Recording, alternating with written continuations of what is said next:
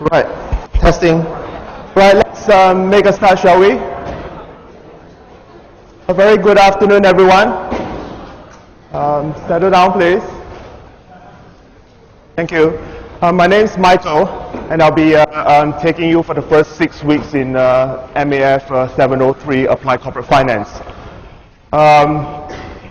And as you know, the first week of the trimester, or rather the first class of every given subject, would often involve a series of housekeeping matters. Okay, so that's why we have to spend some time, go through a set of important details that will set us up for the rest of the trimester. Okay. Well, first of all, some details about myself. My name. And if you're asking, or if you're wondering, is there any misspelling with your last name? No, this is how it's spelled. Don't ask me why. I've asked my father that a lot of times, and he couldn't answer me. So it's CHNG. So I have students throughout the years adding things like A, E, I, O, U in between CH and NG, so it doesn't really matter. But more importantly, my office is in building LB across the river on the 4th floor. My email address and my office hours, okay, from 12 to 2 p.m. on Fridays. Other times, I do take appointments with individual students, particularly those who try to make an effort to do the work and understand the material. I do make some time to see them. And in other cases, students would just email me specific questions. And depending on the content of what they email, I would answer them as well. But for the most part, most of the micro-type questions will be addressed on DSO notice boards. And I'll talk more about that soon enough. Okay. All the workshop material will be available on DSO. And indeed, there's tutorials together with for this particular unit, there are actually tutorials. And tutorials will start in the second week of the trimester, okay? And again, I'll talk more about the details of the tutorials soon enough, but there's a set of questions that I've given to the tutors who would go through them with you. And indeed, at the end, towards the end of the relevant week, I would also upload suggested solutions for you. Okay, so there's no problems there. You get what you get are the same set of solutions that the two tutors, John Guo and Campbell, you'll get the same set of solutions as them. Okay? The workshops are recorded, so I'm told. I don't really know what that means. In my previous universities, they just record the audio, but I'm told that there's video cam as well. I can't seem to find one, but okay. So the last thing, and I said this on DSO, that because of the size of the class, I normally like to print out handouts for students, but given that it's such a large class, I can't do that for this time around. So, but what I will do is to put the workshop slides as soon as they are available on DSO. So you'll get it at least 1 week in advance. For example, next week's workshops are already on DSO. So if you want, you can print them off and bring them to class. Okay? So those are just some of the standard housekeeping matters. Now, the all-important assessment. Okay, so this is one of the things that we need to be clear on. The final exam is worth 70% of your total assessment. And for better or for worse, thanks to our predecessor, you need to pass the exam to pass this subject. So that's something that was set by the previous guy who taught this subject last year. So in other words, for example, the total assessment, the total weight of your midterm assessment is 30%. And let's assume, well, it's a reasonable assumption that some of you are going to get 30 out of 30 for the midterm assessment. And let's assume, touch wood, that you scored 25 out of 70 for the exam. Now 30 plus 25, I hope, is 55. It's supposed to be a pass, but you actually failed the exam. 25 out of 70 is a fail. Okay, so you must make sure that you've done enough preparation work on your own to be able to handle the exam for yourself, by yourself. And indeed, the tutorial questions and the assignment are specifically designed to help you prepare yourself for the final exam. Okay, so make sure that Again, I'll talk more about the assignment soon enough, okay? But make sure that you're able to handle questions on your own in terms of expressing answers. Sometimes, you see, we're now at an age whereby a lot of the material are available to you, and indeed even suggested solutions to tutorials are available to you. When I was a student, I'm not really that old, but there is some age gap between us. When I was doing my undergraduate studies at Melbourne Uni in the 90s, we don't have this thing called solutions. We have to actually go to class and copy down everything ourselves. But nowadays, you're given the entire set of solutions. But what that does is it gives you a lot more material to handle and to learn. But it does dilute your ability to express answers for yourselves. And that's something that you need to be careful about. Most of you are second-year master students, so you have some experience with doing exams. You might find that sometimes when you do a certain exam of a certain subject, although you know everything up here, you seem to have some problem translating it into words. It's not about English, it's about the idea of translating things into writing. So that's something you need to be aware of, okay? So that's for the exam. Now for the midterm assessment, there's two parts. There's a 20% assignment. That's for relating to my part of the course, or rather the first 6 weeks of the material. Because see, with the unit chair, I need to get her approval before I can upload it on the DSO. So it's already done, and I can show you bits of it. But once the unit chair approves it, I'll upload it either on Saturday or Sunday. Then you'll get a chance to work on it. Okay? But I'll talk more about the first question of the assignment soon enough as part of today's class. It's worth 20% of the final score. It's due on Monday, 6th of September. There's a set of specific instructions on the cover page of the assignment, so you can read that at your own time. Extensions. Well, I like to think that since we're at the beginning of the trimester, you shouldn't be thinking of things like extensions, but I'm one of those who are pretty negotiable. So if you do have some issues like, I don't know, a huge fight with your girlfriend, boyfriend, or things like that, talk to me a couple of days. Not more than 1 week, I hope, okay? But it is possible. I do understand that sometimes you do have issues that you're trying to handle other than just doing this course, okay? So let me know if that is a relevant issue to you. But other than that, 6th of September, Monday, okay? Now, other than the assignment, there's a 10% which is to be delivered as 4 multiple choice question tests. And the unit outline details has the details of what those tests are. On Fridays, at the end, the Friday of weeks 3, 6, 9, and 12. So for example, the first multiple choice question test will be on the first 3 weeks material, including this week. Okay? They're not too difficult, so if you've done some studying or some basic review, it shouldn't be too much of a worry to you, okay? You know, worst case scenario, you could always pick lotteries. Okay, you'll get some of them right, hopefully. Each test is worth 2.5%. So 10% divided by 4 gives you 2.5%. And for each test, there's 5 questions. So 0.5% per question. Okay. Yeah, and the rest of the details you can check with Ho, or you can have a look at the unit outline. Okay. But they're not meant to make things difficult for you. It's just part of the process of making sure that you are at least aware of the basic concepts, or else you'll lose things very quickly. Okay. In terms of support, other than the workshop, like I said, there's a 1-hour tutorial every week, starting from next week. Yeah, for you to review some of the key materials that are covered in the previous week's workshop. Take, for example, your first tutorial next week will be based on this week's workshop, and so on and so forth. Okay. Now, the tutorial questions, I've written them all by myself from scratch. They are tailor-made for you guys. Not so much the questions, but not just the questions, but also the answers. Okay, I've put in extra effort to make sure that the answers are sufficiently detailed, so to help you in your learning.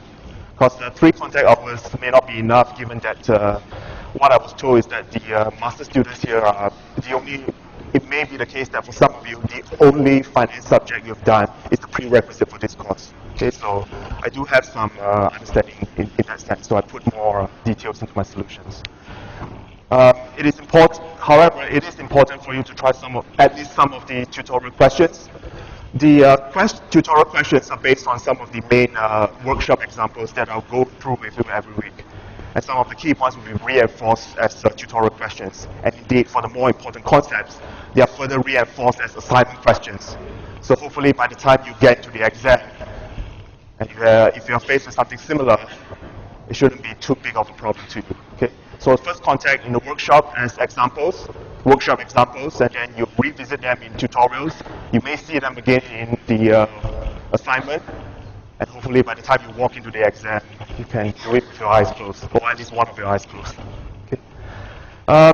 Like I said, the suggested solutions will be given to you near the end of the relevant week. For example, the suggested solutions for tutorial 1 will be available next Saturday or Sunday, depending on which day I come to office.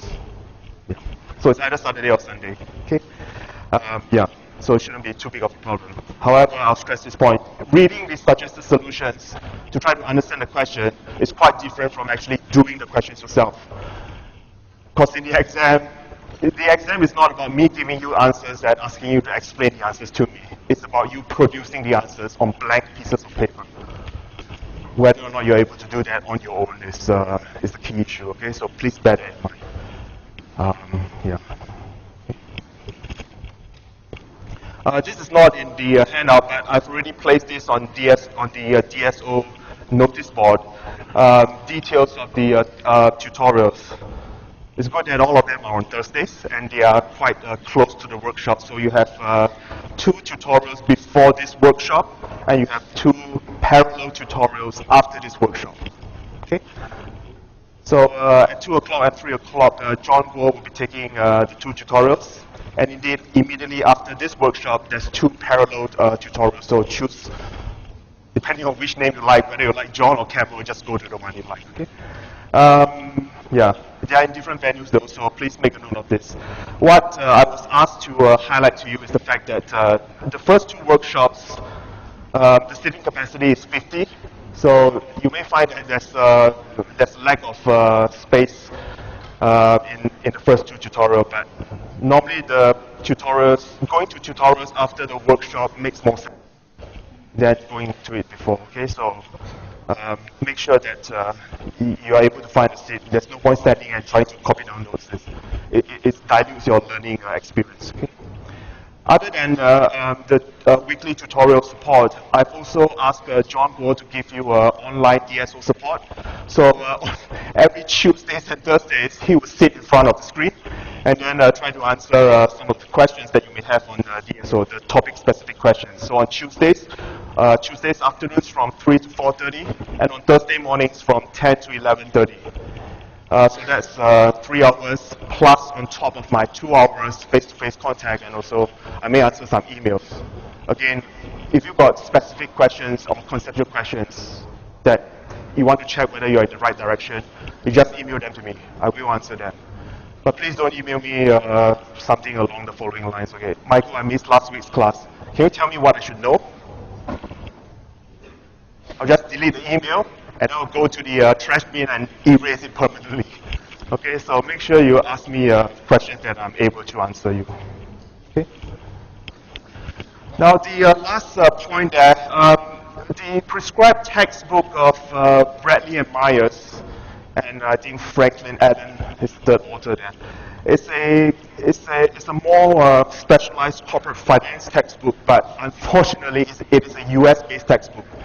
Now, for sort of more general type, not general, but specific type, standard type concepts like dividend policy, capital structure, any corporate finance textbook would deal with those issues. But if you look at, for example, the topics that I'm going to cover in workshops 4, 5, and 6, which are on sources of capital raising, this is where a US textbook might not address all the issues, because you see, in the textbook's particular chapter, there's a huge section on venture capital.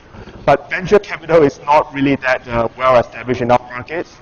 What we have here are things like rights issues and also converting preference shares. You'll know those things in due course, okay? But for those topics, they are not well covered by US textbook. So that's why I thought that if I can give you a supplementary reference that you might like to borrow and see whether you can get hands of it on it. It's what I would regard this as a pretty good investment. So if you want to buy an entry-level textbook, this is not too bad, business finance. You see, in finance, textbooks are written in one of three categories. It's either investments, corporate finance, or derivatives. But business finance is able to capture the essence of all three categories and put them into one textbook.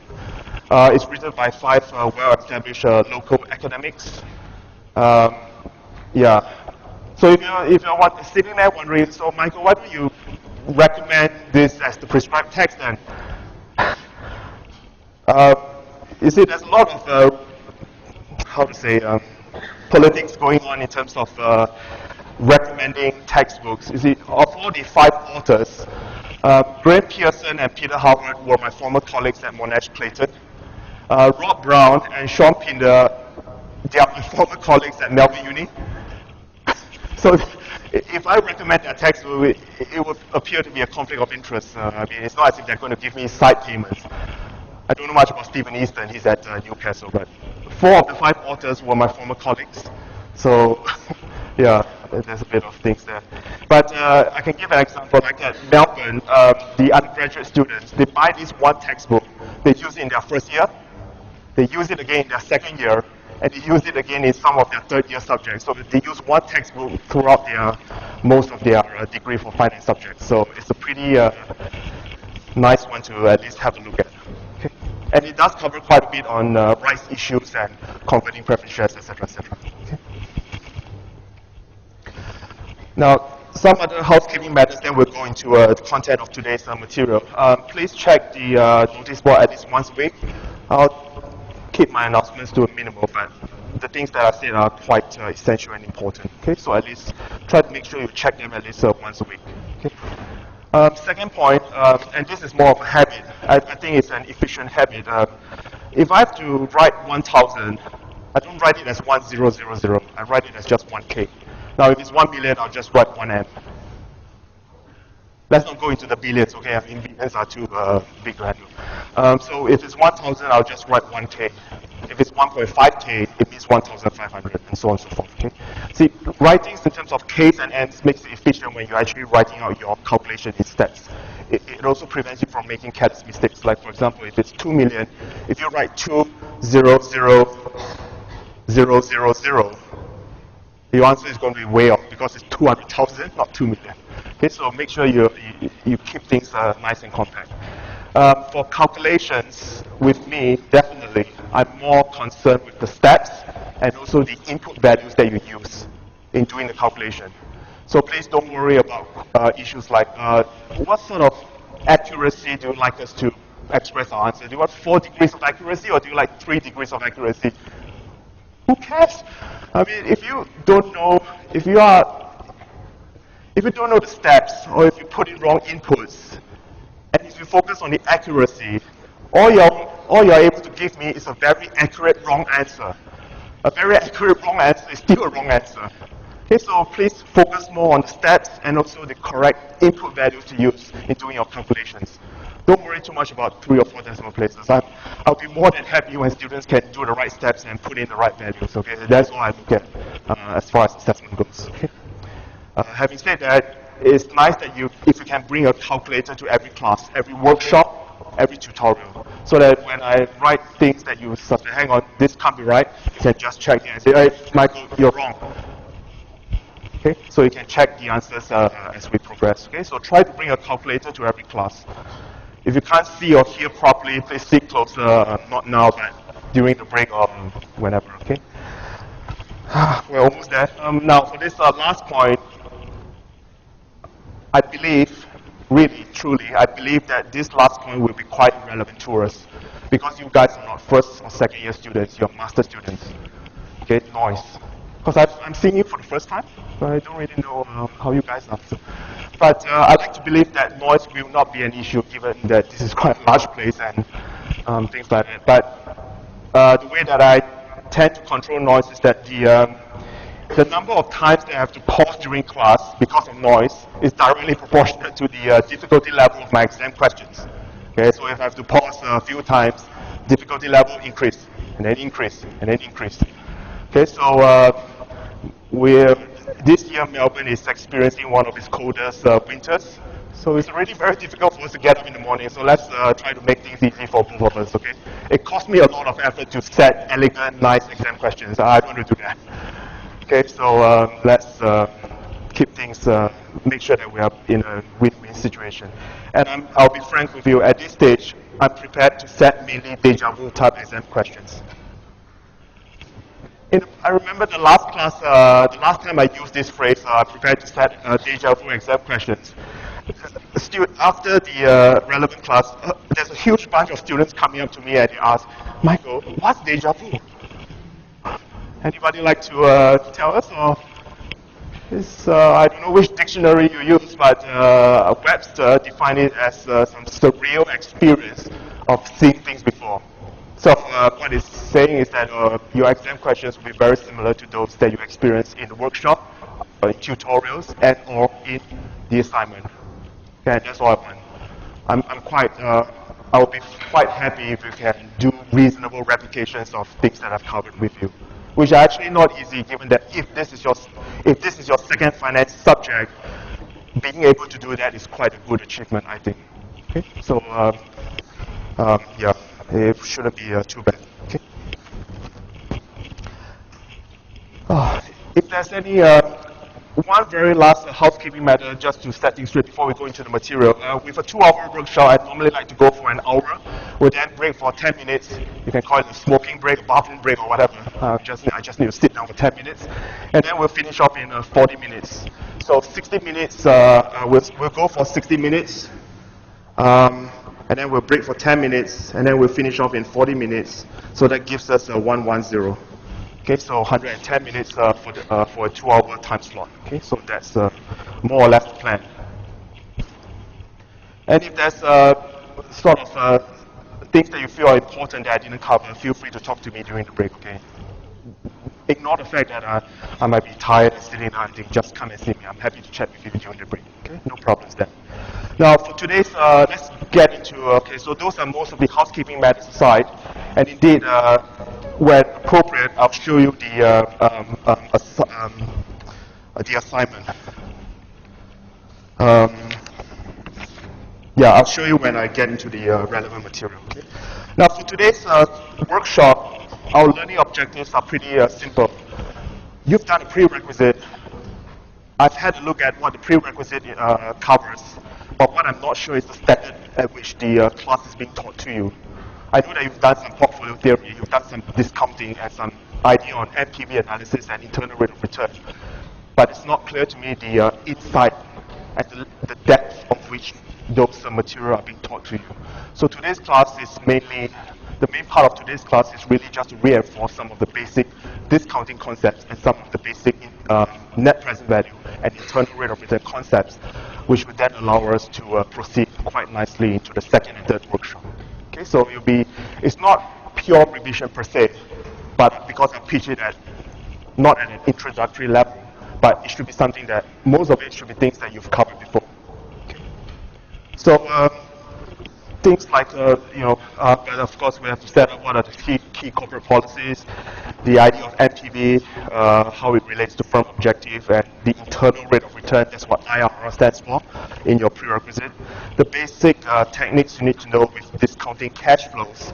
And indeed, I'll try to finish off with the RSPT, the resource super profit tax. That was the original assignment. The story behind this is that in early June, before I left for a conference and research meeting, I wrote half your assignment. I thought, oh, this is a pretty nice assignment, so I flew off overseas. And then when I came back in late June, on the plane, I asked for a copy of the Australian newspaper. And guess what's on the front page? A Prime Minister, Julia Gillard. So when I left the country, we have one Prime Minister. When I returned, we have another Prime Minister. And so, but my first thought is, okay, there goes the assignment, because she's going to change, she's not going to scrap it, but she's going to substantially change the resource super profit tax. I think it's now called MRRT. What does it stand for? Let me guess. Let me try to recall. Mineral resource rent tax. All these acronyms keep floating around. So that's why I decided, okay, rather than stuffing around with all this a tax that may or may not get off the ground, I'll just set my exam questions as the assignment, which means now I have to think of other types of exam questions for you. Okay. But I will still be able to try to show you a key aspect of the RSPT as to why it's a flawed policy, what I believe is a flawed policy, using very basic concepts in NPV and IRR, which you would have known, would be able to apply from your prerequisite, but if you don't have that insight, you may not apply it the way that I can do it, okay? So we'll go through that to finish off today's workshop. So the first few slides is just to introduce into what what a corporate finance subject is about. So you see, with any given company, it has a set of key policies or key decision making that it has to undertake. And those decision making, those key policies can be categorized into the following: decisions on what investments to undertake. So sometimes it's called project evaluation, sometimes it's called capital budgeting. So if you hear phrases like, okay, project evaluation, capital budgeting, you know that they're talking about making investment decisions. So that's one set of decisions that the firm has to undertake. We got all this money. How do we use it to, shall we say, the maximize firm value? Okay, so that's one of it. That's what drives the value of the company, and indeed it's the share price. But the decision that goes before investment decision is actually a financing decision. You see, a lot of, for example, a lot of what you do in NPV is about, when you calculate NPV in your prerequisite, it's always the following: minus the initial outlay plus the set of future expected cash flow discounted at some required rate of return. But where does the money come from? The initial outlay. So a firm has to make a set of decisions in terms of how do we actually raise money. Where do we raise it from? If we decide to raise equity, what sort of equity would we raise? Is it through issuing shares, new shares, or to new shareholders, or to existing shareholders? If it's to existing shareholders, what is the channel to raise it? Is it a rights issue, or do we issue them things like converting preference shares? How much debt should we issue? What would be the right mix of the two? Is it 50-50, or should we go and undertake more leverage? So those are the decisions on capital structure. Involves the optimal balance between the amount of equity and the amount of debt that you need to hold to in your financing. You can't have it's not worth a company's while to have too little borrowing, because borrowing allows you to enhance your return, and the interest payments are tax deductible. So you like to borrow a substantial amount, but you can't borrow too much, because if you borrow too much, you get into danger. So this optimal balance is what capital structure is about. And indeed, in the second half of the course, you cover those sort of the thought process in terms of optimal capital structure. Okay, but that's another set of decision, which is financing. There's also the decision regarding how do we distribute the money. Do we take our profits and reinvest them into new projects? Do we distribute them to existing shareholders? You know, those sort of decisions on distribution, or it's called dividend policy. And there's also another decision which most corporate finance courses couldn't adequately cover, is this concept of corporate hedging or risk management. Why is it that risk management adds value to the firm? How does it add value? And things like that. Okay, so corporate hedging. You might be doing, or you might have already done risk management subjects. Those subjects teach you the techniques of how to undertake risk management, but they didn't. Only the better subjects would actually teach you why does it matter to a company. How does it actually add value to a company? Okay? So in corporate finance, these are the 4 things that are being covered.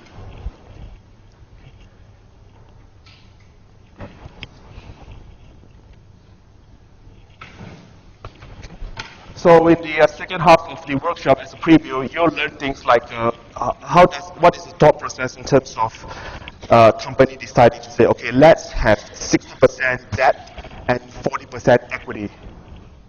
How does the firm come up with that number? Why is a particular ratio deemed optimal and something else deemed not optimal? Okay, so decisions on capital structure, and indeed, how much money should we give out as dividends back to shareholders? You might think that should it be as much as possible? No, that doesn't make sense actually, if you think about it, because you see, um, if you look at mining companies, those companies actually pay, the dividend yields of mining companies are a lot lower than, say, the dividends paid by banks. But there's a lot of people wanting to invest in mining companies. So it can't be the fact that the higher the dividend, the better it is. Because the reason why I invest in your company is not because you're able to pay me back high dividends, but because you're able to use that money and make good, sound investments. That's why I invest in you in the first place. So why are you giving the money back to me? Okay? So this thing with dividend policy is a tricky issue. It's not as simplistic as it sounds. Okay? So issues to do with dividend policy would also be covered in the second half of the course. And indeed, those policies on capital structure, how much to borrow, dividend policy, how much to give back, and indeed corporate hedging, how much risk management to undertake, they are all based on a Nobel Prize winning concept called irrelevance proposition. So that's the Modigliani and Miller's irrelevance proposition. Finance has quite a few Nobel Prize winning works. Another example would be the one that you learned in prerequisite on, I don't know whether you remember it, it's a different story, but what you've learned in portfolio theory, remember? Maximize return for a given level of risk, vice versa. That's based on Harry Markowitz's portfolio theory. That's another Nobel Prize winning work. Okay? So, yeah, so that's, hopefully there'll be some coverage in the second half of this unit. The first half, unfortunately, will be on things that are more technical, quantitative, but not Nobel Prize winning, so the things that I do are pretty basic. Doesn't mean that they're easy, but the richness is not as much as, the conceptual richness is not as much, but technically they're not entirely straightforward. Okay?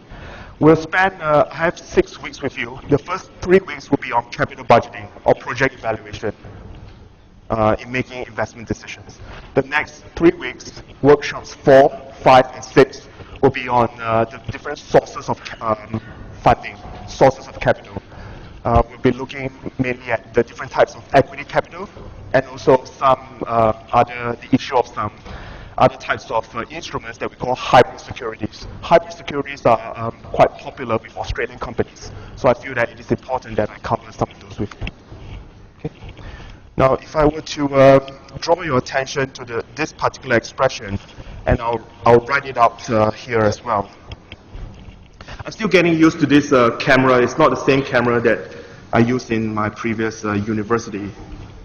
Over there, the camera is fixed, so I don't have to worry about all these things, but now I have to do this balancing. But now, if you look at your standard NPV equation or expression, it takes the following form. You got your NPV at time 0 equals to, you minus off the initial outlay, and then what you do is you add T equals 1 to capital T, a set of expected net cash flow divided by 1 plus KO to the power of T, which is exactly that expression there. And I've also defined the notations for you. IO is the initial outlay. T will be the life of the project. Now your KO, and indeed the next slide will talk more about this so-called discount rate. But for capital budgeting purposes, the discount rate that we use is some sort of overall cost of capital. Some of you might know it as WACC. It has other acronyms as well, but WACC will be your weighted average cost of capital. It is some, and I'll talk more about the discount rate soon enough. But there's a specific notations to use when we look at capital budgeting. It's KO, overall cost of capital. Okay, so that's why it's KO there. And if you're wondering, why can't we just write X here? Why do we, in the numerator, why must it be expected and then bracket NCF? As if life is not difficult enough, why do we need to write all these things? We need an expectation because those cash flows, they don't occur now. They occur in 1 year's time, 2 years' time, 3 years' time, 10 years' time. So we do not know whether they occur for sure. We expect those cash flows to be this set of values. That's why we need an expected value in front to show that they are risky cash flows. We expect them to be 100,000 in the first year, but it may not be 100,000. Okay, so that's why it's expected. Why is it net cash flow? Because you see, with every project, there's a series of cash inflows and a series of cash outflows. What we're concerned with is the end result there. And we pull those cash flows at the end of the first year, at the end of the second year, and so on and so forth. So that's why these notations, these are pretty standard notations, but there's some reasoning as to why they take this particular form. Okay. Now, as far as my part of the unit is concerned, the first three classes, and I'll go back to this slide here, we'll go through the more advanced techniques or issues that you will engage or apply in net present value analysis. And most of those techniques involve manipulating the following: the expected net cash flow. Because you see, your NPV number is the one that dictates whether a project is worth undertaking or not. But you see, it is just one number based on a series of other numbers. And those numbers are non-observable. They occur at the end of the first year, second year, third year. You don't see them. So rather than just doing a simplistic NPV analysis, what we're going to look at are some of the more, shall we say, more advanced techniques to add more realism into your NPV number, to make it more believable. Things like sensitivity analysis, decision tree analysis, break-even analysis, etc., etc. So all those techniques that we're going to cover in the next couple of weeks is to try to make the numerator more believable. Okay, that's what the next 3 weeks are for. Now, workshops 4, 5, and 6, and I've said this before, they are on issue to do with the different sources of capital. And that's to address this innocent-looking guy here, the initial outlay. In your standard net present value calculation, that number, it requires an initial investment of, say, 100,000. It's always given to you, but nothing has been said about where does the money come from. You always assume that the money's there. So what we're going to address in my 4th, 5th, and 6th workshop is to try to go into the details of the different channels by which a company raises money to then go into positive, hopefully positive NPV projects. Okay, where the money actually comes from. Okay, so the 3rd, 4th, the 4th, 5th, and 6th workshop is to address the origin of IO, your initial outlay, where the money comes from. The first 3 workshops is on the expected net cash flow. Okay, so this will give you a good blueprint as to what the next 6 weeks is going to cover, and everything surrounds on this very standard technique called NPV analysis. So hopefully, if you have this in your mind as we go through the next few weeks, all the different topics will fall into place quite nicely. Okay. Just some basic revision on your basic concepts. Most of our focus will be on NPV and to a certain extent internal rate of return, because those are based on discounted cash flow methods. So where we actually recognize the fact that cash flows has time value. So that's why we are working with discounted cash flows. Okay, this you would have covered in your prerequisite. If we recognize the time value of money, we have to adjust for the fact that cash flows that are meant to occur far into the future, not only are there time value adjustments, but they're risky cash flows. So we have to penalize those cash flows for the fact that they're risky. Even if it's a riskless cash flow, we still need to adjust for time value. For example, if I guarantee, you have to assume that I'm a pretty trustworthy person. If I guarantee you $100 in 1 year's time, let's say it's a riskless cash flow in 1 year's time, the worth of that $100 now is less than 100. Will be less than that because of time value adjustments. Now, if that $100 is not riskless, if it's risky, in present value terms, it will be worth even less. Because we're penalizing not just for time value, we're also penalizing for risk as well. Okay? So that's what NPV analysis actually does. It acknowledges the time as well as risk of those cash flows. And that's very important when we look at projects, because projects are risky, and they have cash flows that are risky as well. Okay? The other things like payback period, accounting rate of return are things that you would have covered in your prerequisite course as well, I think. Okay? So you got your accounting rate of return, payback period, your internal rate of return, and NPV analysis as the 4 standard DCF and DCF type methods. Okay, so again, these are all from your prerequisite. This is the NPV that I've also used to set up the blueprint for the next 6 weeks of classes. Now, just on this note, I've said something about the KO. Why does it have a funny name? Can't we just call it a discount rate? I mean, we have all this information floating here and there. I mean, isn't a discount rate good enough? No, it's not good enough. And the reason is because of the following. the different, or rather I can put it in a different way. You might have come across different terms being used for a number, let's say 10%. Okay, I'll write it here. Let's say you have a, you're using a rate that is 10% here. Now, through conversation and through reading different textbooks or talking to different teachers before, you might find that they use different phrases and different names for it. Some use a required rate of return, some use cost of capital, some use cost of equity, some use required return on debt. Some even use more sexy phrases like WACC and REM, things like that. I mean, what's going on? I mean, you got this 10%, and different people, different textbooks call it different names and phrases. What's going on? Or is there, put it differently, is there a better way for us to systematically categorize all those different names and phrases? Here are two ways that I can offer to you to try to disentangle the names then. The first is to ask this question: from whose perspective are we viewing this 10%? Is it from the company's perspective, or is it from investors' perspective? Now, if it's from investors' perspective, this 10%, if I ask you to choose to label it as one or the other, required rate of return or cost of capital, which would make more sense to you? If you guys are investors and I'm some sort of company here, to investors, which would make more sense to you? Is it cost of capital or required rate of return? Required rate of return, because that 10% is what you require for investing in my company. It's the return that you require, hence required rate of return. But that same 10%, when we change it to my perspective, it is not, it can't be the required rate of return. It has to be cost of capital, because it is what costs. It's going to cost me 10% to use the money that you've given to me to make investments. So, required rate of return and cost of capital are actually two sides of the same coin.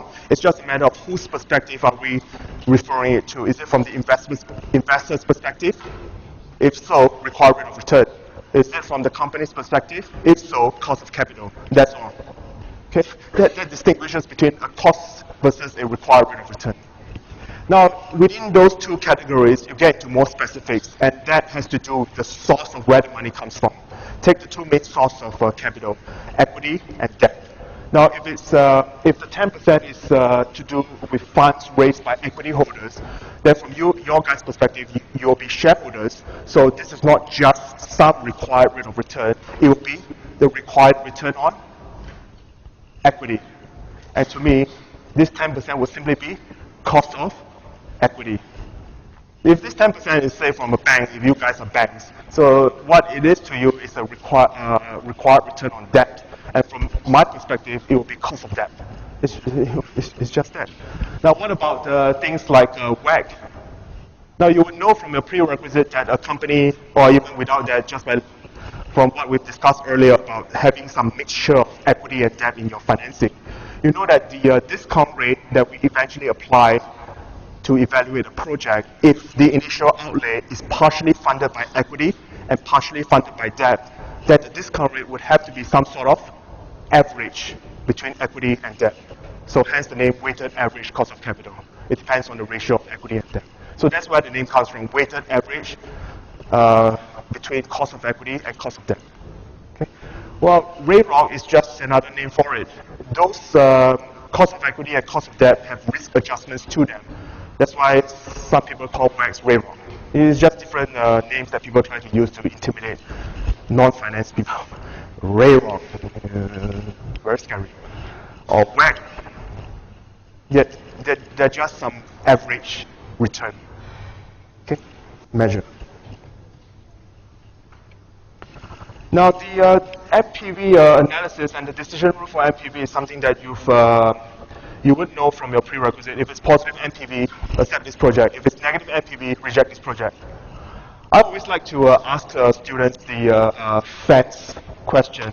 So what happens if you are evaluating a project and the NPV of your project is exactly 0? You're probably going to give me something like, oh, we neither accept nor reject this project and things like that. What do you understand by a project that has an NPV of exactly 0? Now we know, you flip any textbook, Positive NPV accept, negative NPV reject. 0? What does 0 mean?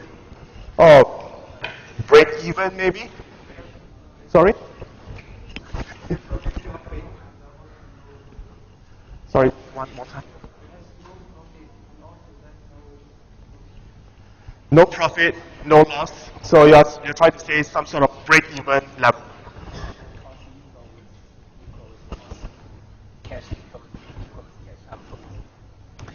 Profits equals loss, cash inflows equals cash outflow.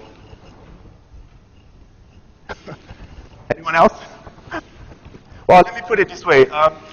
Consider a project that's... Sorry? Net return on... No return on the project. That's sort of like break-even.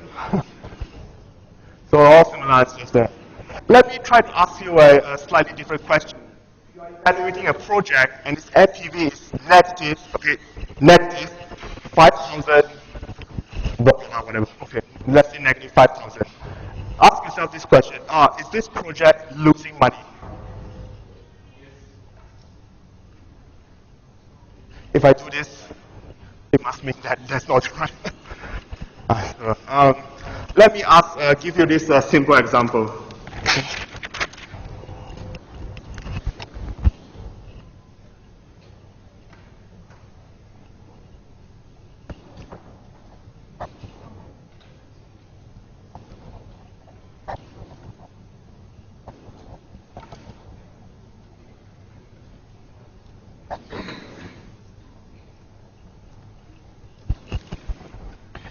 You can read this very simple example in any way you like. Let's keep it very simple since it's our first class on a Thursday evening, and by geez, I've done a lot of things this week. You invest $1,000 in an investment fund for 3 years. At the end of the first year, the fund pays you $100. At the end of the second year, the fund pays you another $100. At the end of the third year, when the fund matures, you receive another $100 plus you get back your initial investment per $1,000. Very simple. But you see, we're trying to evaluate this by aligning all the cash flows at time 0 because we are in the world of discounted cash flows. So we need to pull those cash flows at the end of the first year.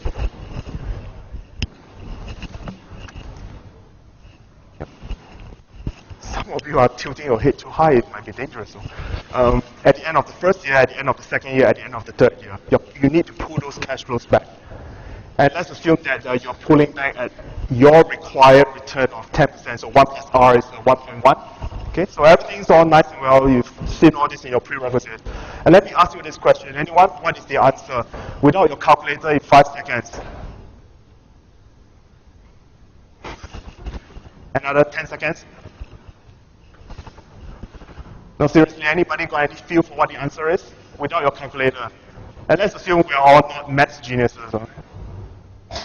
Yeah? It's going to be $1,000 because $100 per year can compensate us for the loss you took from capital at 10%. So $10,100. Therefore, $50 for $1,000 is like a par value bond. You're almost there. I'll try to finish it. First of all, thank you, and second of all, almost there. I'll point to something and maybe you can adjust your answer. Is it 1,000 or what is the answer to this? Not 1,000, but 0. The answer to this is exactly 0. Don't believe me? Well, ask your calculator. The answer to this is exactly 0. If it's not 0, I'll give each of you 2% in your final score. Oh, gee, I'm in trouble. Okay?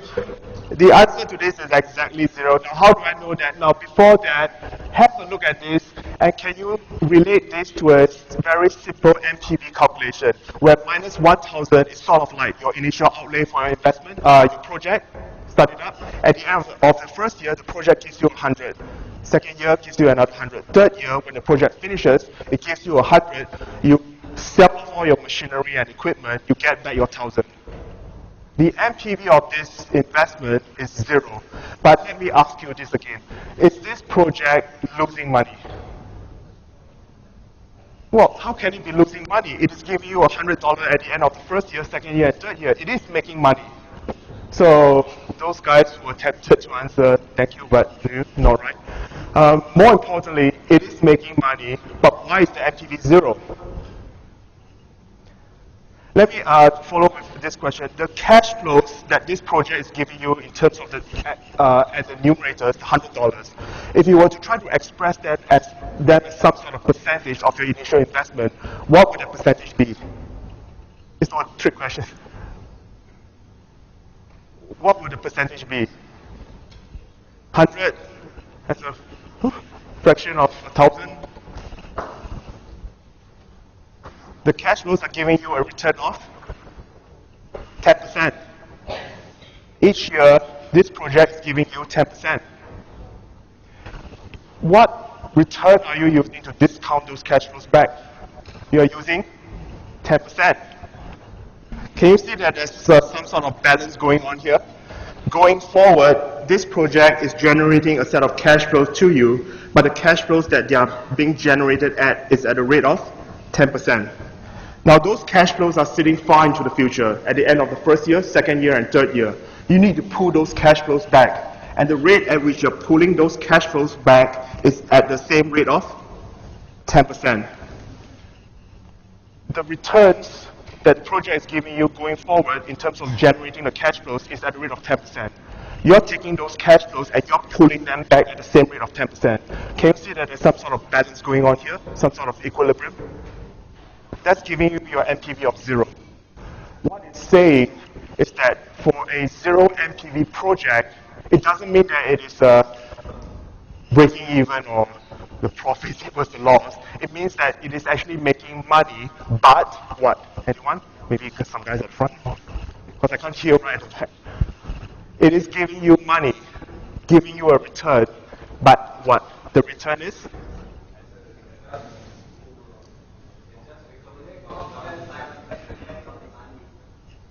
Yes, both. I actually managed to hear that from 2 different years. It is giving you money at a rate of 10%, but it costs you 10% to use the money in the first place. It's giving you 10% going forward. You're penalizing those cash flows by the cost of capital, 10% pulling them back. That's why your NPV is zero. Yes, the project is making money just enough to compensate for the cost of using the capital. No more, no less. It just compensates you. So a zero NPV project, try to move yourself away from this silly state of we're indifferent between whether we accept or reject this project. Try to go into a more professional type of understanding that a zero NPV project means that the return that it is generating for you exactly compensates for the cost of you using the capital in the first place. That's why you have this balance. Going forward 10%, coming back 10%. Now, if I were to change it slightly, going back to this negative NPV, let's say if I change this to $90. Now you know that if the original $100 at the end of the first, second, and third year gives me zero NPV, if I change those to $90, then this must be a what NPV project? Negative NPV. But hang on, is this project losing money? It is making money. It is still giving you $90 per year for each of the next 3 years. But what? Sorry? It is generating good. It is generating a return to you, but the return is not enough to compensate for the cost, for what it costs you to use the money in the first place. It's giving you 9%, but it costs you 10% to use the money. That is why it's negative NPV. It is making money, but it is a negative NPV project. So I guess what I'm trying to say to you is this. If a project is losing money, if all those cash flows are negative, again, all of us don't need any calculator to tell us that the NPV must be negative. If all the cash flows are negative, unfortunately, your NPV must be negative. But a negative NPV project doesn't mean that the project is losing money. It is making money, not good enough. Not good enough. Or similarly, if I go back to the original setting of a 10% return going forward and the return discounting back of 10%, the number that 10% in project evaluation has a special name to it. Anybody know what that name is? Now it's not net present value, I'm talking about percentage there, 10%. It has a special name to it. What a sexy name though, the acronym. Anyone? What's the name? Or what's the acronym? So that's it. Internal rate of return. Because see, your internal rate of return sets the NPV to 0. But what actually is an internal rate of return? You might think, the internal rate of return, according to the textbook, is what sets the NPV of a project to 0. But hopefully at this stage, you are able to have a bit more insight into what an internal rate of return actually means. Go back to this simple picture.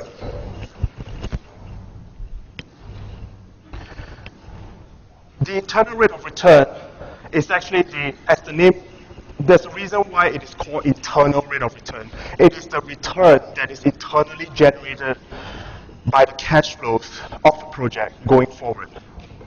That's what an internal rate of return is actually meant to capture or represent. So in this case, 10% going forward. If we happen to discount them by a cost of capital that is also 10%, 10% going forward, 10% coming.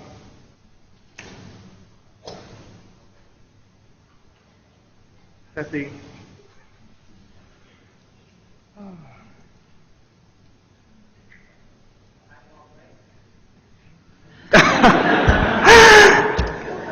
Well spotted point.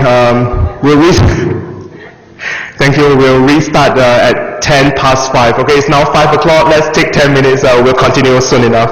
I'll see you in 10 minutes. Thank you.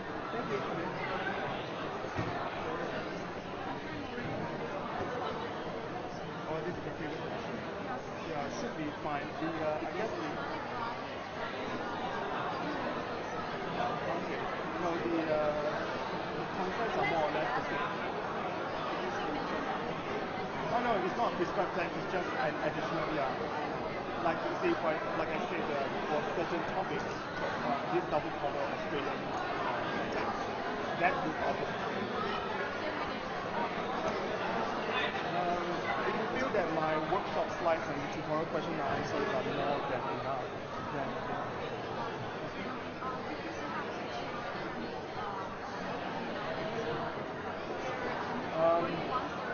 yeah, I'm not sure which is the editions. They don't really matter that much. I guess the only issue is if you use an older edition, sometimes the chapter references might be a bit misaligned, but they change chapter numbers, so you need to go and. Oh, is it? Is it related?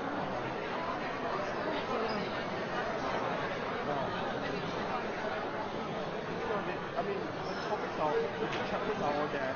The numbers might be misaligned, but they're all there. No, I'm just asking whether this one's the book. Is this the book?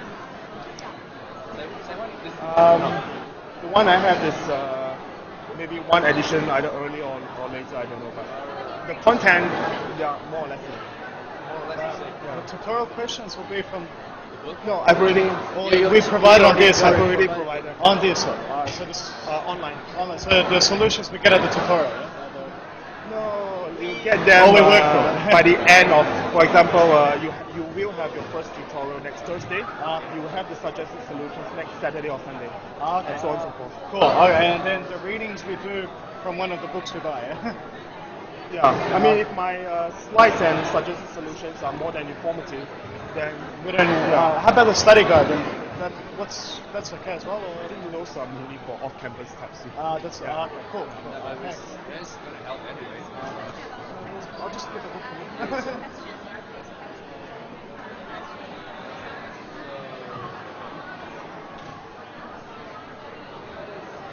Questions that correspond to the topic of the cover.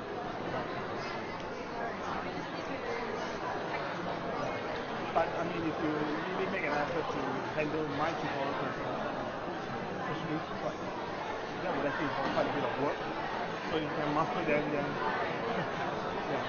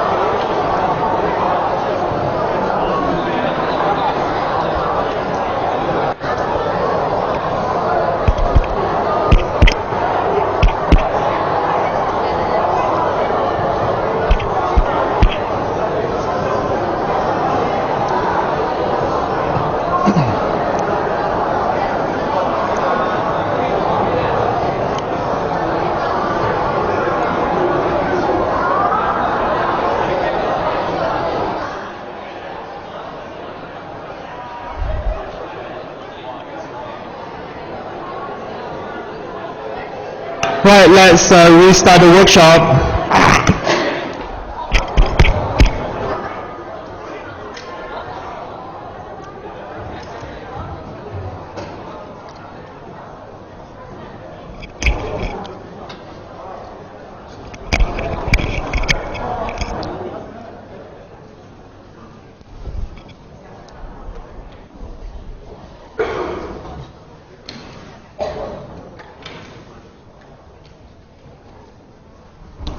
Thank you.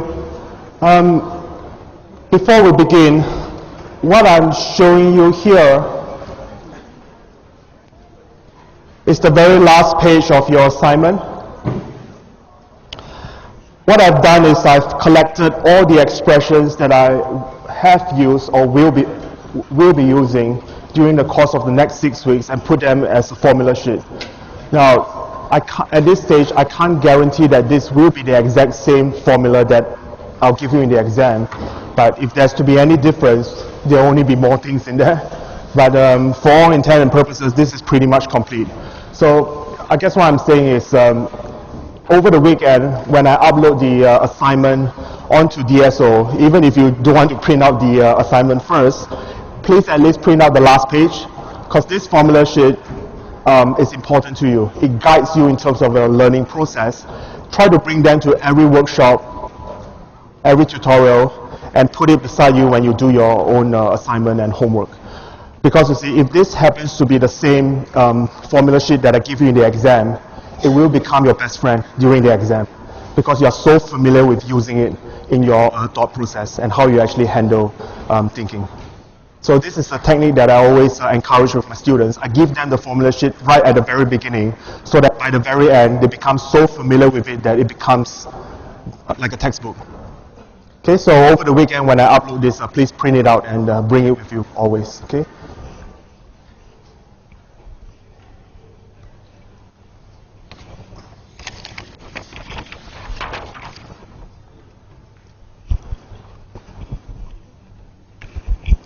Right. Okay, back to internal rate of return before things break down on me. Your internal rate of return from the basic level in terms of a textbook definition will be it is the return that sets the NPV of your project to 0. But what we've also seen is that, okay, we have a case that your NPV, what I think is a better way of looking at it, is that it is the return that is internally generated by the cash flows generated by this project going forward. And so if you actually happen to discount those cash flows by the same discount rate of an amount that is the same as the rate that the cash flows are being generated at going forward, and in this example it's a 10% and 10%, you have this balance of NPV 0. That's what an internal rate of return does to you. It is actually measuring the cash flow being generated by the return being generated internally by the cash flows of a given project going forward. And to finish off with, I can give you this illustration. Let's take, for example, okay, we have the same timeline of this project.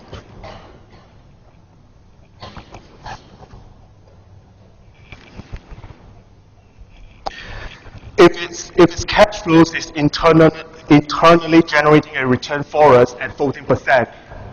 Okay, so 14% will be your internal rate of return, and if our cost of capital is 10%,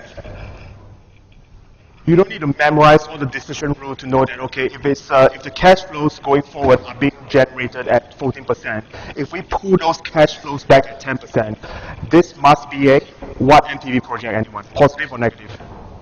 Positive. So this goes back to your decision rule. If your internal rate of return is larger than your required rate of return or cost of capital, you accept this project. But that by itself is just a meaningless textbook rule. But if you can visualize an internal rate of return as the return that is internally generated by the cash flows of the project going forward at 40%, if you pull them back at 10%, the numerator is larger than the denominator, so you have positive NPV.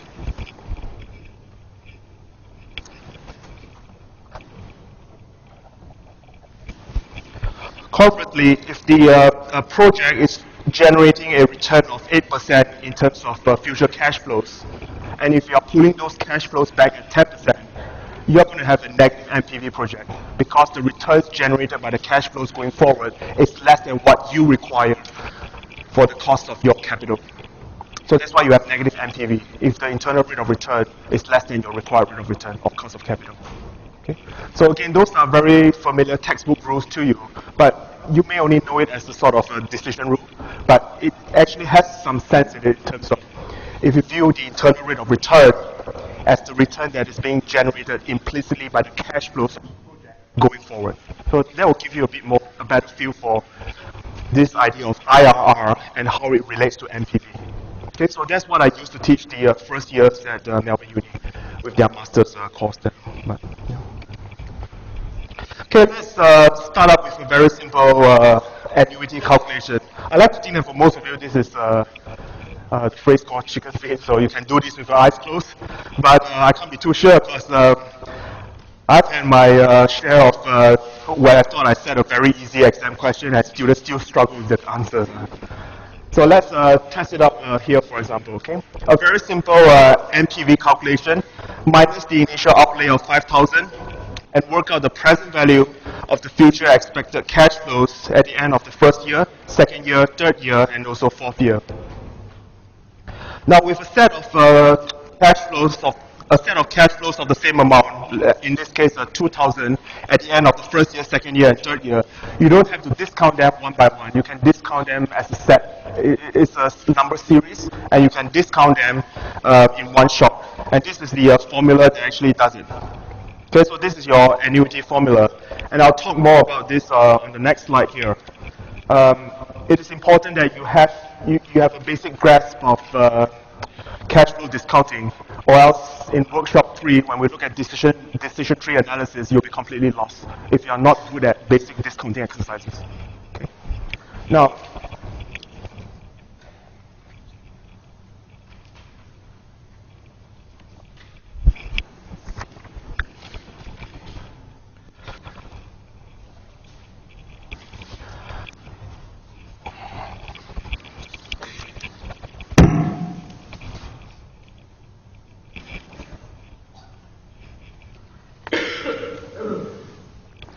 if I show this, point to this first expression to you, see, so good, I'm giving you formulas that you use in your prerequisite. This is the present value of an annuity of expected net cash flows. So it's a constant amount divided by, well, last year, or in your prerequisite, you use R, so, or D, discount rate. And then this is the annuity formula, 1 minus 1 over 1 plus KO to the power of T divided by R, and then multiplied by the constant annuity cash flow. Notations aside, you might use different notations, but the form of the expression is exactly the same. So in this case, we have 2,000 as our annuity cash flow. So we divide by, the KO is 10%, so that's here. And then we are just applying 1 minus 1 over 1 plus R to the power of T. So in this case, that's 3 cash flows, so to the power of 3. So that's easy enough. Okay, so I just want to make sure that you are aware that if you want to work out the present value of a set of cash flows of the same amount, you don't have to do it one by one. It's quite, I wouldn't say frustrating, I would say quite sad actually, because sometimes when I see students, I give them 10-year projects, but the cash flows are the same, and they do those discounting one by one. I'm looking at it and saying, you can do that in one shot in less than a minute, okay? So don't do that one by one. Have this awareness that when you're pulling back a set of cash flows, if they're the same, you can do it in one shot using this annuity formula, okay? So I've given this to you as your first formula. So what I want to make sure, I'll make sure I guarantee it, is to actually derive this on the next slide, but a bit on that later. I want to go back to this example and ask you the following.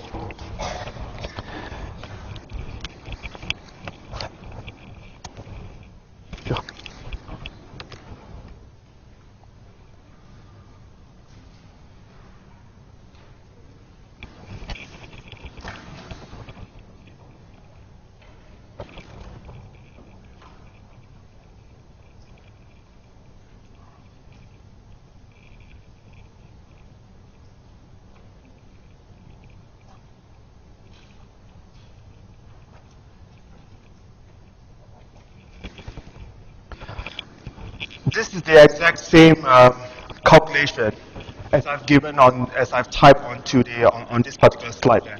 The present value of a stream of 3 cash flows of $2,000. Okay, so this is the same as before. And we know that this is working out the present value of cash flows that occur at the end of the first year, second year, and third year.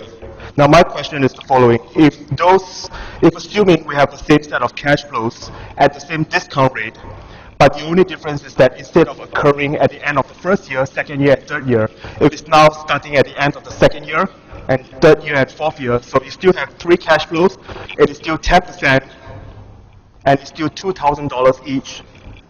Intuitively, forget your calculator for the moment. Relative to this answer, whatever the answer to this expression is, if I were to work out the present value of this stream, should it be larger or smaller than this answer? Intuitively. It's either one or the other, so take a coin and toss it. Should it be larger or smaller? It should be smaller. You're receiving the same set of cash flows at the same discount rate of the same amount, but the only difference is you have to wait an extra year.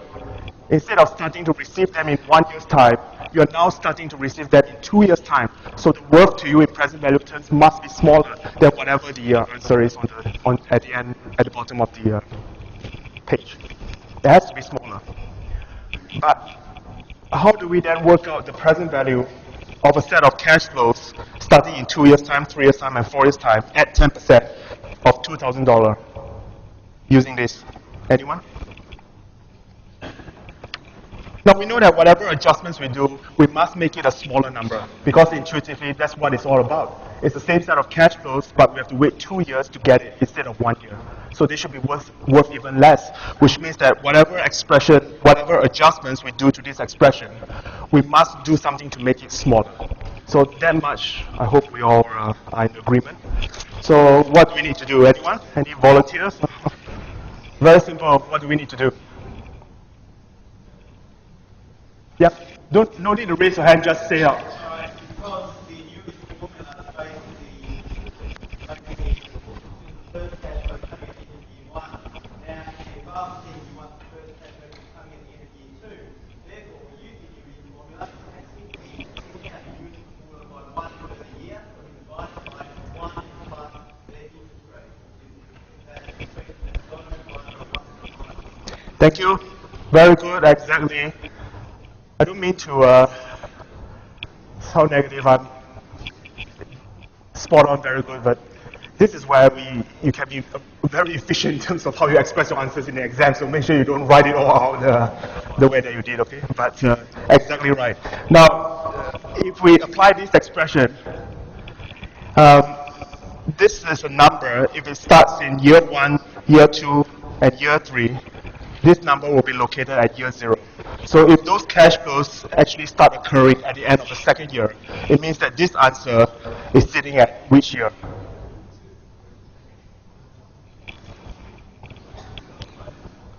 If I were to work this out, where would it be? Is it 0, 1, 2, 3, 4, or none of the above as multiple choice question? This will be sitting at year 1. Exactly, because your annuity formula pulls everything back to the 1 period before.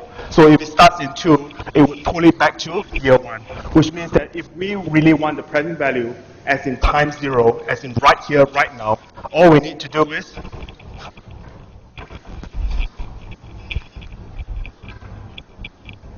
now you might be sitting there thinking, oh, this is no big deal. Wait till you get to decision trees, then you know how difficult things can be, okay? But the idea is very simple. The annuity cash flow that you've calculated is sitting at year 1, not year 0. To pull it back to year 0, you need to further divide it by 1.1 to scale it back. And that makes sense because you expect the answer to be smaller. You expect it to be a smaller number. Dividing it by 1.1 will make it smaller. Okay? So this is just a very simple again, one of those things that is covered in the first year course. What may not be covered in the first year course is actually the following, okay? The way in which, how the formula actually came about. So let's have a quick look at how that is done. The standard way of showing students how the annuity formula comes about is simply the following. Okay, the sum of present value will give you the present value of an annuity from year 1 to year t, whatever that is. Okay.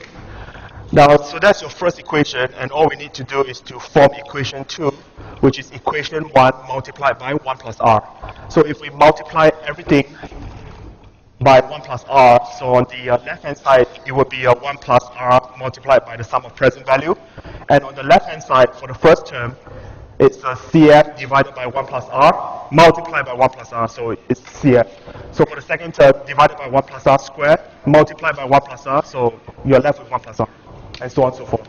So for the very last term, if it's divided by 1 plus r to the power of t, when we multiply by 1 plus r, it becomes divided by 1 plus r to the power of t minus 1. So that's very standard. Okay, we're just scaling everything back by 1 plus r. After we form this, we just take equation 2 minus equation 1. Now, if you take equation 2 minus equation 1, and this is, I like to think that this is not even high school maths. We learn all this in year 5 or year 6, I think. If you take equation 2 minus equation 1, what will you have on the left-hand side? You have sum of present value plus r times sum of present value minus sum of present value. So what's left on the left-hand side? Anyone? What's left is just r, sum of present value. Because the sum of present values, they cancel off. Okay? Yeah, if you can't get it here, you can always work on it later tonight or over the weekend. Okay? Now, what about on the left-hand side? Now, on the left-hand side, we'll leave cash flows, or we'll leave CF for the moment, okay? Because there's no CFs here. So it will be CF. What about this guy here? CF divided by 1 plus R. This will cancel against this guy. Okay. So CF divided by 1 plus R minus CF divided by 1 plus R. So it's gone. What about the next term? Now the next term will be CF divided by 1 plus R squared minus CF divided by 1 plus R squared. So that's gone too. What about this last term? This will cancel against the second last term here, which is CF divided by 1 plus R t minus 1. So all you're left with is simply CF divided by 1 plus R to the power of t. So two complicated looking equations simplify to become this.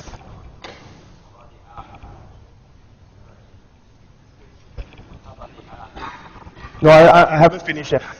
Yeah, okay. Thank you, but you're right. What about the R? Well, very simple. I mean, your cash flow is a common factor. So if I pull it out, I can put a bracket 1 minus 1 over 1 plus R to the power of t. And just because one of your classmates raised this, I'll use the rate, okay? I can remove the R, which simply becomes here. And this is exactly what I've used before in my example. And this is exactly the same as I have to push this up a bit. What I've given you here. Notations aside, I mean, when this is being taught to students, it is taught as annuity cash flows. But when we apply it to projects, it becomes expected net cash flow. So instead of an R interest rate, it becomes a KO, cost of capital, overall cost of capital. But other notations aside, those two expressions are exactly the same. They are exactly the same. So when you're applying this, have an awareness of what you're actually doing when you put in all these numbers. Okay? And I can easily use this simple annuity formula to play around and work out other things. Now, what is the present value of a perpetuity? Now, before that, in case you forgot, what is a perpetuity, anyone? As opposed to an annuity. It's the same cash flow, but it goes on and on and on and on and on. A bit like me, actually. So it goes on and on, so it keeps occurring without end. Okay, so it's an infinite series of cash flows. Now, how do we work out the present value of, say, $100 that occurs once every year forever?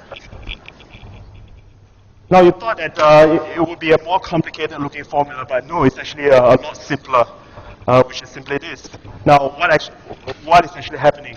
Imagine this, if T is supposed to represent the length of a cash flow series, for perpetuity, the cash flow series is very, very long. Now if it's very, very long, what can we actually say about T? If it's a very long series, T would approach infinity. So it becomes very big.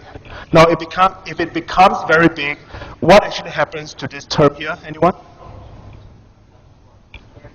It actually approaches 0. It disappears. Now if it disappears, you're left with CF divided by R multiplied by 1. CF divided by 1. Divided by R multiplied by 1, which is CF divided by R. Okay. So that's how we get the present value of a perpetuity. It comes from the present value of an annuity. Okay.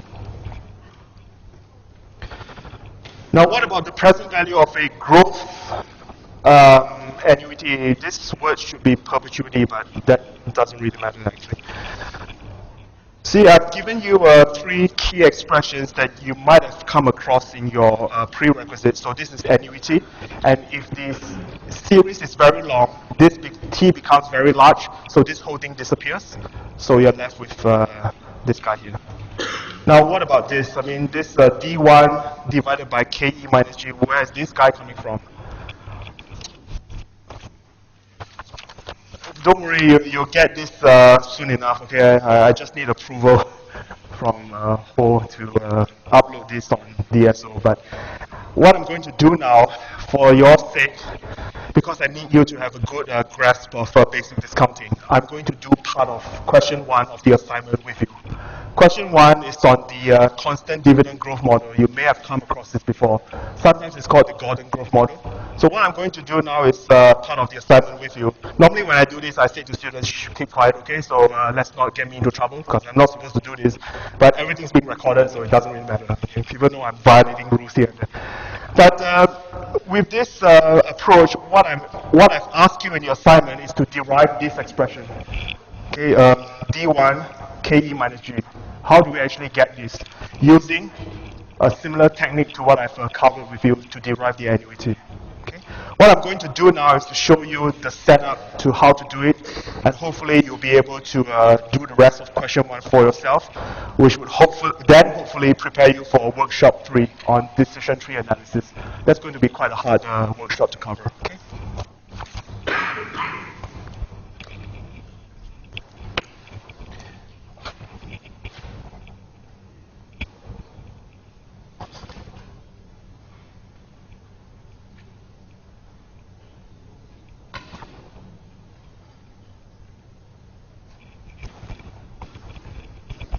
What the constant dividend growth model is about is a pretty standard valuation model. What it does simply is to say that, okay, let's value a company in terms of the present value of its dividends over a very, very long period of time. And let's assume that the dividend is growing at a constant rate of G. Hence, the name constant dividend growth model is by this practitioner called Gordon something, I don't remember. But it's expressing the price of a share in terms of the present value of dividends discounted at the required rate of return on equity. Because we're talking about share price and dividends to shareholders, the relevant discount rate is return on equity or cost of equity for that matter. Okay? So the first period's dividend is D1 divided by 1 plus KE. So that's the first dividend. Now the second period's dividend is the first period's dividend growing at a constant rate, at a rate of G. So let's say that G is 5%. The next period's dividend will be larger than the first one, and it will be scaled up by 1 plus G. It is not D1 times G, because D1 times G gives you the actual increase, but it doesn't give you the actual dividend amount, okay? So make sure it's 1 plus G. So that's the second period's dividend. And if you want, you can throw in an extra one, the third period's dividend, it is growing at a rate of G on the second period's dividend. So it's D1, 1 plus G, growing at 1 plus G. So it becomes 1 plus G squared divided by 1 plus KE to the power of 3 plus dot dot dot. Okay, and so this series go on and on. Okay, so D1 1 plus KE plus D1 1 plus G divided by 1 plus KE squared, and then 1 plus G squared, 1 plus KE cubed, and so on and so forth. Okay. Now, how do we actually take this series, which appears to be very complicated? How can something that looks so complicated end up being something that is quite simple like this? It only has 3 terms, a D1, a KE, and a minus G. So that's what I asked you to do in part A of the question 1 in the assignment, which would hopefully help you with your discounting techniques. This is equation 1, and I'm going to show you how to do it by working out what is equation 2. Now, for equation 2,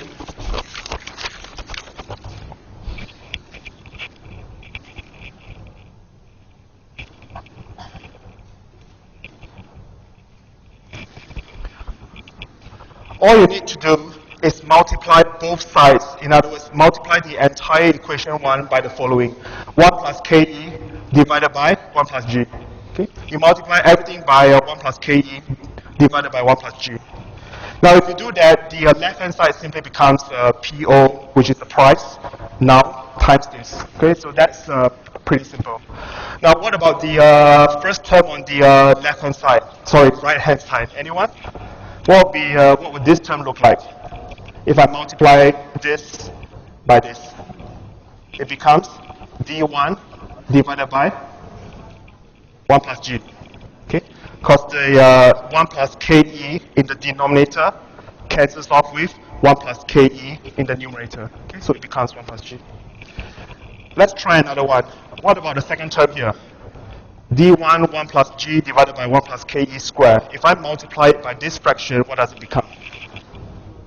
It becomes D1 divided by 1 plus KE.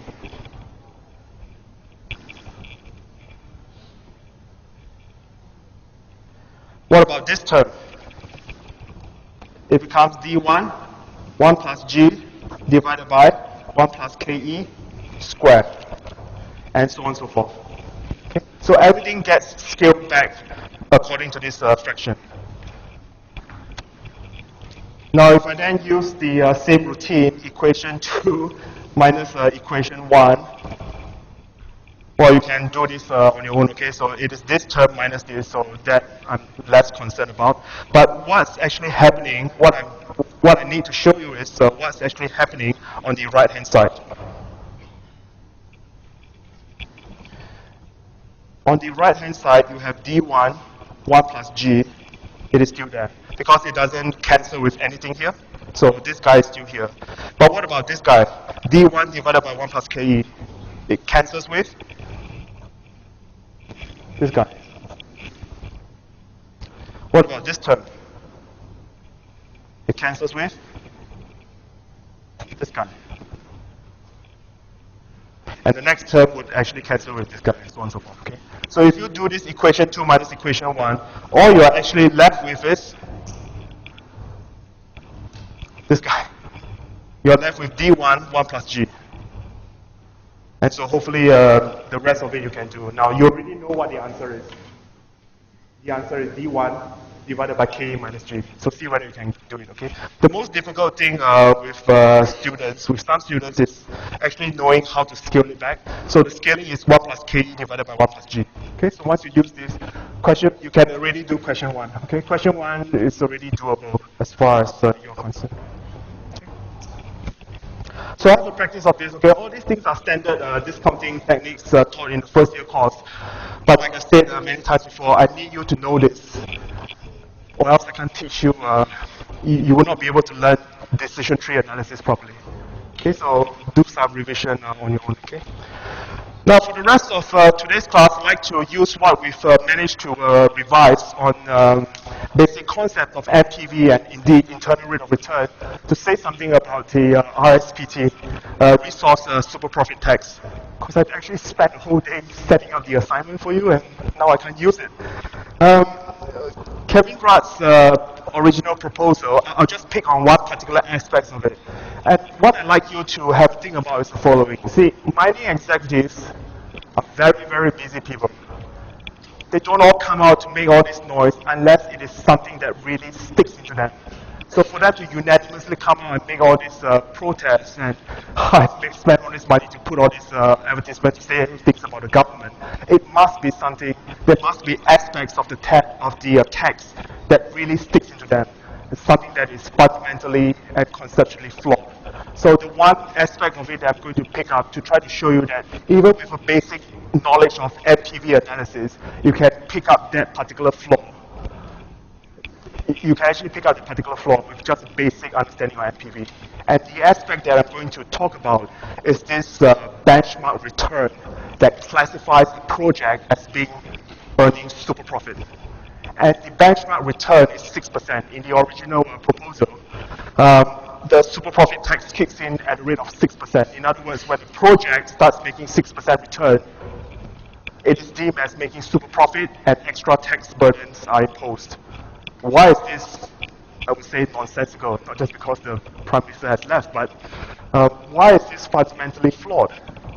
Just to give you some background, the current version adds a 7% risk premium onto the 6%, giving it 30%. So the project needs to be earning 30% or more before classified as super profit, and then additional tax comes in. But if you look at those two numbers, you'll be thinking, gee, I mean, it must be it can't be something that is just a minor, because we're talking about 6% and a number that is 30%. It's more than twice. Not again. No, the battery's still on.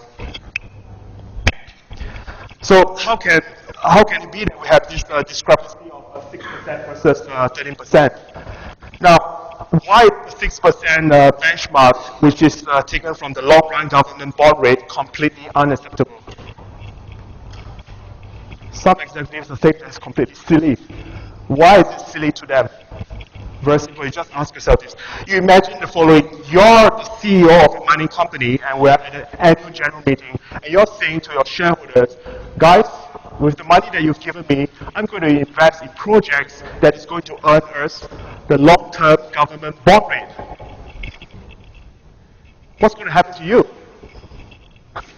Or rather, what's going to happen to me if I say something like that? This chap standing at the front is going to take our money, invest in risky projects, and the return that he's saying he's giving back to us is some long-run government bond rate. Do you know that the long-run government bond rate is actually used by practitioners as the long-term version of the so-called proxy risk-free rate? You've done some capital asset pricing models, so you know that the CAPM is the risk-free rate plus some risk premium. Your long-run government bond rate of 6% is the long-term version of the risk-free rate. The short-term version is the 90-day bank accepted bill rate that you might have come across in newspapers. But the long-run government bond rate of 6% is a risk-free rate. What the original version of the text is saying is that as soon as the profit starts making more than the risk-free rate, we're going to classify it as making super profit. And we're going to put more tax on it. How can that be right? I mean, I can give you this very simple example, and hopefully, even though it's towards the end of the workshop, most of you will be able to understand this. If I'm considering a project that has an internal rate of return of 9%, okay, we're talking about a return higher than 6%. But if my if my cost of capital, if my overall cost of capital is 10%, anyone? Positive or negative NPV? This is a negative NPV project. And what the text is saying to us is that, wow, it's 9%, it's more than 6%. It is making super profit. This is a negative NPV project that's making super profit. Can you see how silly it is, this fundamental flaw in this analysis as far as the firm is concerned?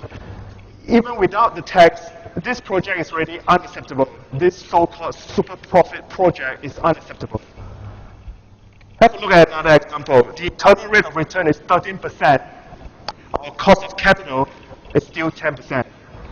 This will be a project that would have a what NPV? The NPV will be positive before or after tax. Oh, sorry, before or after super profit tax. Before. We haven't yet considered any super profit tax in our analysis. So it is profitable before RSPT. If we impose super profit tax, it may still be acceptable. We're not sure. But that's why the 13% is acceptable. It is worth considering. Some projects may still be cancelled, but it makes sense because you're adding a risk premium to it. It makes sense because mining projects are risky. You can't benchmark it against some risk-free rate of return. And you only need a very basic understanding of NPV and what actually is a required rate of return to know that a 6% benchmark cannot be correct. Okay, so what it actually shows is that the guys who work out 6%, they don't really know what required rate of return is about. They're thinking in terms of accounting profits. But with investments, we're thinking in terms of profits over and above some required return, some opportunity cost of capital. So that's what all this argument is about, and it's for that particular aspect of the RSPT. Okay. And just to finish off, the next few weeks we'll go on further into other aspects of NPV. So what we've covered today are just some very basic understanding of what a net present value means. So later on we're going to add more techniques to it. Okay, I'll see you next week. Thank you.